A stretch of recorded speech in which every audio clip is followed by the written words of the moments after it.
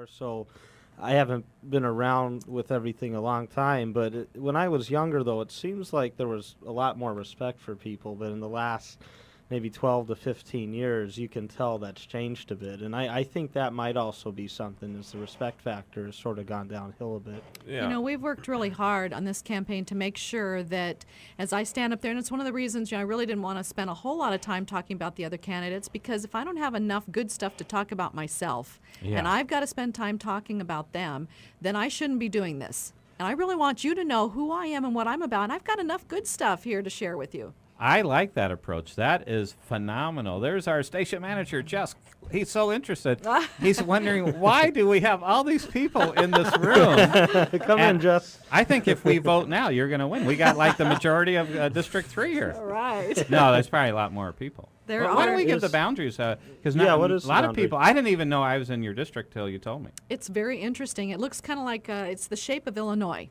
So it starts up at New River Road and goes all the way down to Thomas, 43rd Avenue to Scottsdale Road. It's a very diverse. It goes to Scottsdale Road? In and out. You know, it's not just a straight line, but there are portions that go all the way out. So it encompasses Cave Creek, New River, Anthem, Sunny Slope, Arcadia, Paradise Valley, Central Phoenix. I mean, it's an amazing, amazing district. And where I'm at, near what we talked about, I'm in your district. Yes. Near 35th Avenue, Bell, in between 35th and 43rd. I tell you, Dave, it's so big, we felt like we were walking for 40 years in the desert collecting our signatures for the petition. Wow. He just wants to be Moses. Yeah, that's right. Well, where's that big staff of yours? We have no staff. It's just the two of us. Well, I thought I'm assistant now.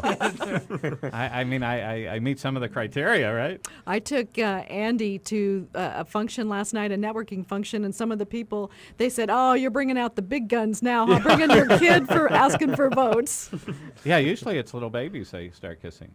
You know, they rent them. Have you heard that? Really, politicians do that. And then they hand them back afterwards. Yeah, I don't know. They go, "I hate kids." Oh, I'm on camera. Okay, so that's exciting. And so the primary is what, in August? August 24th. August 24th. TikTok, so it's Wow, it's coming up. It is. It's really going to be a very exciting 6 weeks and jam-packed.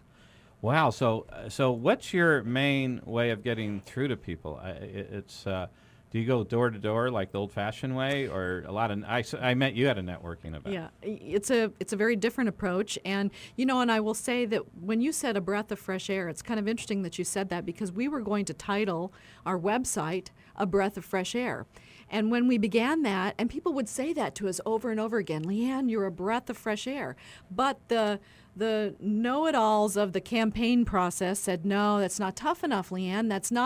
It's really not the right message you want to get out." And so I sort of bought into that for about half a day. And then I changed and realized that I don't want to fit in the box. No, not at all. And apparently, what I'm hearing from the voters is you don't want me to fit in the box. Now, how do we get that message out? How do we, if I'm not within that box, the campaigning process, which is really funded by huge amounts of money, how do I get my message out? That's challenging.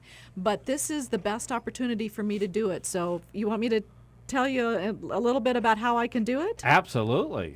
The sheer numbers, this is the perfect opportunity. I probably wouldn't stand a chance in any other race if there were just 2 candidates running.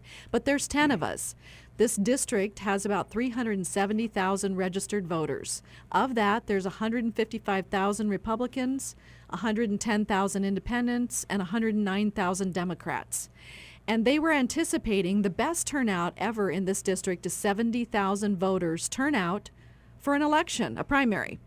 Well, now because of Buzz Mills and Dean Martin dropping out of the governor's race. I didn't know that. Yes. Why did he drop out? Both of them did. Really? Yes. I was hoping to get Jerry Lewis on with him. Oh, this should be called the Comedy Hour. Andy's going, "Who's Jerry Lewis?" Well, there goes that idea. I was hoping for Sinatra, but Oh yeah. Well, they're only anticipating 50,000 people to show up Really? to vote. How sad is that? That's very sad. Yeah.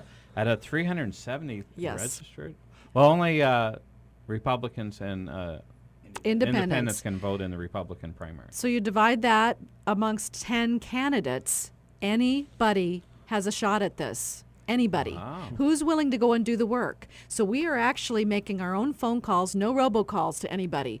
We're going Really? through our voter precinct list. We're making phone calls ourselves. We're at networking events, and I'm not fundraising because I'm showing you what you say you want, which is fiscal responsibility. So I don't raise the money and I don't spend it, so that you know that I can actually do what I say I can do. I like it. And also I saw on your website you're not tied into lobbyists, Nope. and nor will you ever be. No special interest groups. I don't owe anybody anything. Wow, see, that's remarkable. Except the people. Yeah. You know, the people who put me there.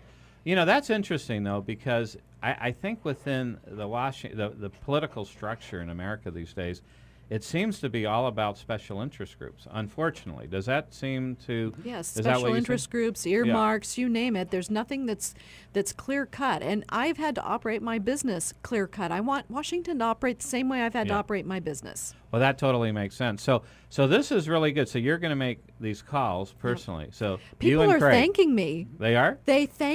Honestly, the calls, they're invigorating because when we call, we're able to talk, and the first thing we say is, you know, this isn't a robocall. We're the real people to show you that we can do the real work. We're not afraid of it, and we want to hear what you have to say. And especially when you call, if you say, hey, I'm Leann Hall, that's got to be impressive that you are personally taking the time out to talk to the voters. Yes. What type of reactions are you getting? Can they people are believe it's really yes, you? and they say thank you. Thank you for making the calls. Thank you. We're so sick of the robocalls, and we appreciate that you're willing to take the time to do it.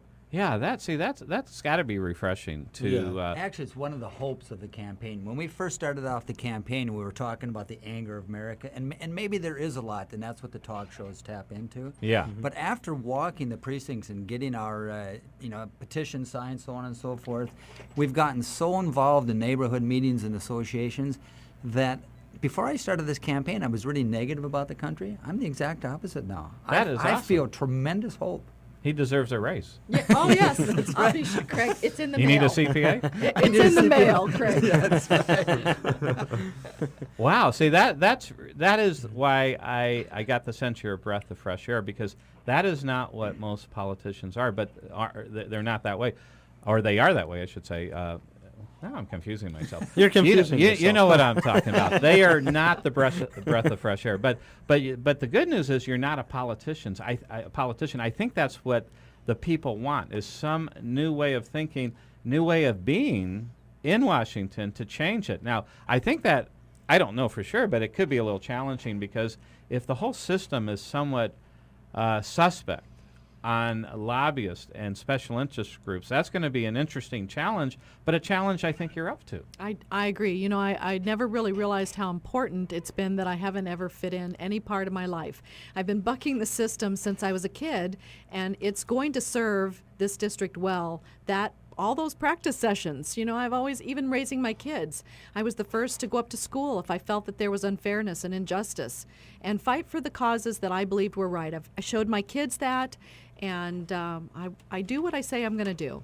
See, I think that's important. And you have 2 kids in the military, don't you? I do, and that really surprised me, because being self-employed all my life, and they were raised in that kind of an environment, they really were raised free thinking and thinking outside the box, and here they go and they tell me they're going to be in the military, which is the most structured environment you could possibly be in, and they're thriving. Wow, that is awesome. So they're very patriotic, They are. obviously, and they're active duty, right?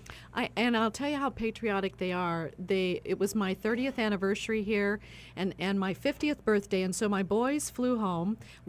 Joshua is in the Air Force Honor Guard in Washington, D.C., and then Michael is in the Army, and he just got back from Haiti. He's stationed on a logistical support vehicle. So they flew home, and for our anniversary and my birthday, they dug a hole in our yard and poured the concrete and planted a huge flagpole, and then did a flag presentation ceremony with music and chairs all set up, and presented the colors to us. And a 2-gun salute. Well, yes, we do have the right to bear arms, and we do have guns. Oh, yeah, that's right. So, wow, so you have 4 kids. Yes, my daughter lives at home with us as well, and her 3 children, and my son-in-law. And so you have 3 grandchildren. Yep. That is pretty cool. Yeah. Wow, how does it feel to be a proud mom of all your kids? It's amazing. That's my heart. That's what I really thought I was always going to do. I really didn't have